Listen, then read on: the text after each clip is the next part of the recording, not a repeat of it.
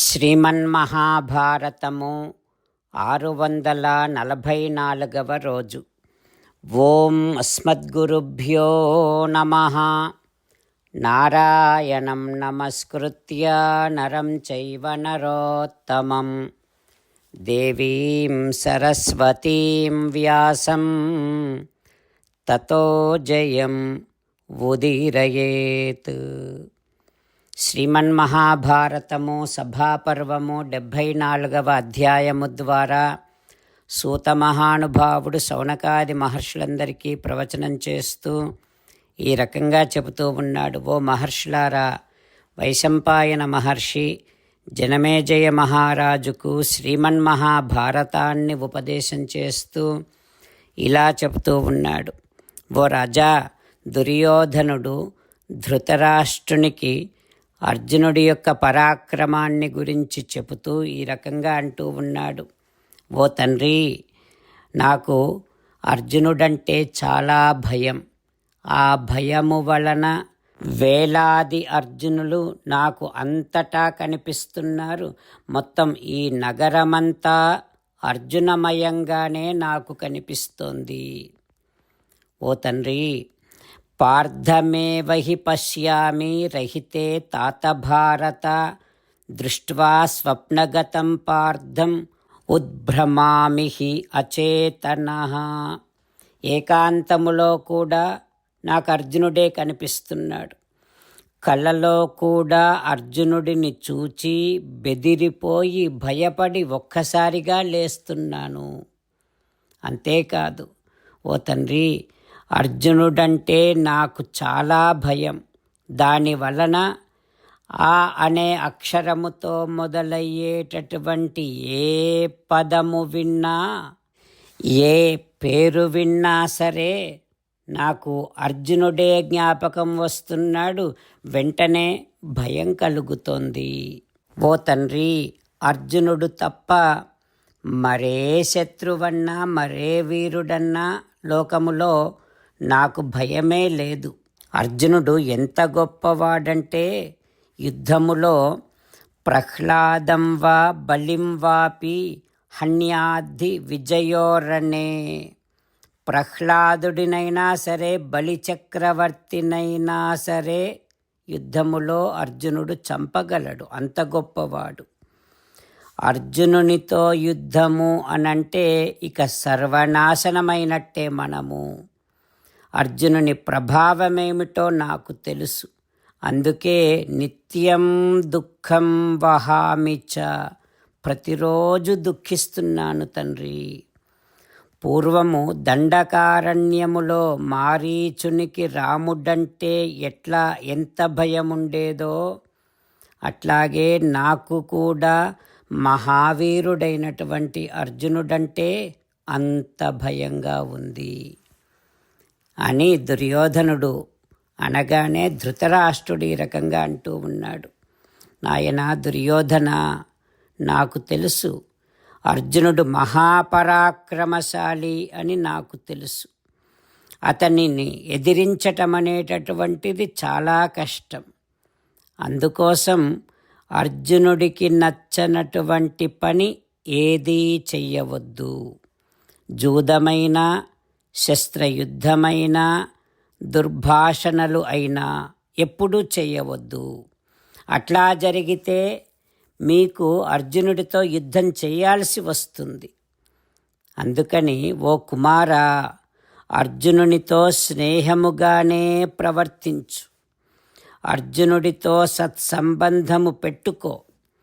అర్జునుడితో సత్సంబంధాన్ని పెట్టుకున్నటువంటి మనిషికి 3 లోకాలలోనూ భయం కలగదు, భయం ఉండనే ఉండదు. నాయనా దుర్యోధన, ఆ అర్జునుడితోని ఎప్పుడూ స్నేహంగానే ఉండు అంటూ ధృతరాష్ట్రుడు దుర్యోధనునితో చెబుతూ ఉన్నాడు. ఆ తర్వాత ఏం జరుగుతుందో రేపు తెలుసుకుందాం. జై శ్రీమన్నారాయణ, జై శ్రీమన్నారాయణ. అమ్మా నాన్నలకు సాష్టాంగ నమస్కారం చేద్దాం. మన ఆచార్యవర్యుల శ్రీచరణారవిందములకు సాష్టాంగ నమస్కారం చేద్దాం. శ్రీ వేదవ్యాస మహర్షుల వారి దివ్య పాదారవిందములకు సాష్టాంగ నమస్కారం చేద్దాం. శ్రీ విఘ్నేశ్వర స్వామి వారి శ్రీచరణారవిందములకు సాష్టాంగ నమస్కారం చేద్దాం. శ్రీమన్మహాభారత గ్రంథరాజమునకు శిరస్సు వంచి నమస్కరిద్దాం. శ్రీకృష్ణ భగవానుని శ్రీచరణారవిందములకు సాష్టాంగ నమస్కారం చేద్దాం. మన హృదయ మందిరములోనే అంతర్యామిగా వేంచేసి ఉన్నటువంటి శ్రీమన్నారాయణుడిని సేవిస్తూ మనని మనము స్వామికి సమర్పించుకుంటున్నామనే భావనాపూర్వకముగా సాష్టాంగ నమస్కారము చేస్తూ స్వామి నామ సంకీర్తన చేద్దాం. శ్రీమన్నారాయణ నారాయణ నారాయణ శ్రీమన్నారాయణ నారాయణ నారాయణ. శ్రీమన్నారాయణుడే శ్రీకృష్ణ భగవానుడిగా వచ్చి మనందరికీ భగవద్గీతను ఇచ్చి మనందరినీ ఒక 8 పనులు చేయమని చెబుతూ ఉన్నాడు. అందుకని భగవన్ తప్పకుండా చేస్తామంటూ మనం ప్రతిరోజు ఈ రకంగా మాట ఇద్దాం. హో శ్రీమన్నారాయణ కరిష్యే వచనం తవ సర్వం శ్రీకృష్ణార్పణమస్తు. జై శ్రీమన్నారాయణ. జై శ్రీమన్నారాయణ. భక్తులకు ప్రత్యేకమైనటువంటి విజ్ఞాపన. మీకు అన్ని విషయాలలో వెంటనే మంచి ఫలితాలు రావాలి అనంటే ప్రతిరోజు 1 నిమిషం వెచ్చించి నారాయణాస్త్రాన్ని చదవండి. ఇక మీకు తిరిగే ఉండదు. నారాయణాస్త్రాన్ని పొందడానికి మీరేం చేయాలంటే నారాయణాస్త్రం అనే వెబ్సైట్కి వెళ్ళి మీ పేరు మీ ఈమెయిల్ ఇస్తే మీ ఈమెయిల్కి నారాయణాస్త్రం PDF వస్తుంది. అందులో ఒక రామాయణ శ్లోకం, ఒక గీతా శ్లోకం, ఒక విష్ణునామం ఉంటాయి. ఆ 3 కలిపి నారాయణాస్త్రం అంటాం. ప్రతి ఒక్కరికి వేరువేరు శ్లోకాలను ఇస్తున్నాం. ఆ రకంగా ఎవరి శ్లోకాన్ని వారు ప్రతిరోజు తప్పనిసరిగా చదవటం వలన ప్రతిరోజు ప్రతి 24,000 భక్తులతో ఒకసారి సంపూర్ణ రామాయణ పారాయణ, 33 సార్లు శ్రీమద్ భగవద్గీత పారాయణ, 24 సార్లు శ్రీ విష్ణు సహస్రనామ స్తోత్ర పారాయణ జరుగుతుంది. ప్రతి ఒక్కరికి అంతటి విశేష ఫలితము ప్రతిరోజు లభిస్తుంది. అందుకని మీరు మీ కుటుంబ సభ్యులు అందరూ ఒక్కొక్కరు ఒక్కొక్క నారాయణాస్త్రాన్ని వెంటనే పొందండి. జై శ్రీమన్నారాయణ. శ్రీమద్ భగవద్గీత సారాంశముగా 18వ అధ్యాయములో 65 నుంచి 69 శ్లోకముల ద్వారా శ్రీకృష్ణ భగవానుడు మనందరినీ ఒక 8 పనులు చేయమని చెబుతూ పరమాత్మ ఈ రకంగా అంటూ ఉన్నాడు. ఎవరెవరైతే నేను చెప్పిన ఈ 8 పనులు చేస్తారో వారందరూ నాకు చాలా ఇష్టమైన వారవుతారు. అప్పుడు వారిని నేను సకల పాపముల నుండి సకల దుఃఖముల నుండి విముక్తులను చేసి నా అంతటి వారిగా చేసుకుంటా, తరగని ఆనందాన్ని అనుభవింపచేస్తా.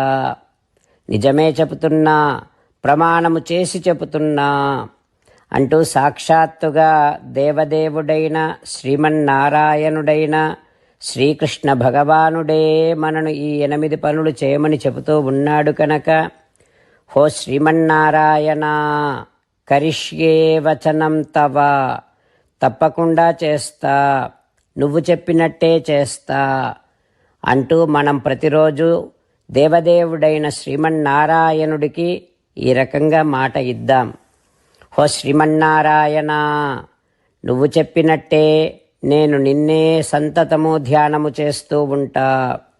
హో శ్రీమన్నారాయణ నువ్వు చెప్పినట్టే నేను నీ భక్తుడిగానే ఉంటా. హో శ్రీమన్నారాయణ నువ్వు చెయ్యమన్నట్టే నేను నా విధులను కర్తవ్యాలను నీ సేవగా నీ తృప్తి కోసమనే సక్రమంగా నిర్వర్తిస్తూ ఉంటా. హో శ్రీమన్నారాయణ నువ్వు చెప్పినట్టే నేను నీవాడిని అనే మహావిశ్వాసాన్ని సంతతము కలిగి ఉంటూ నా హృదయములో నీకే నమస్కరిస్తూ ఉంటా.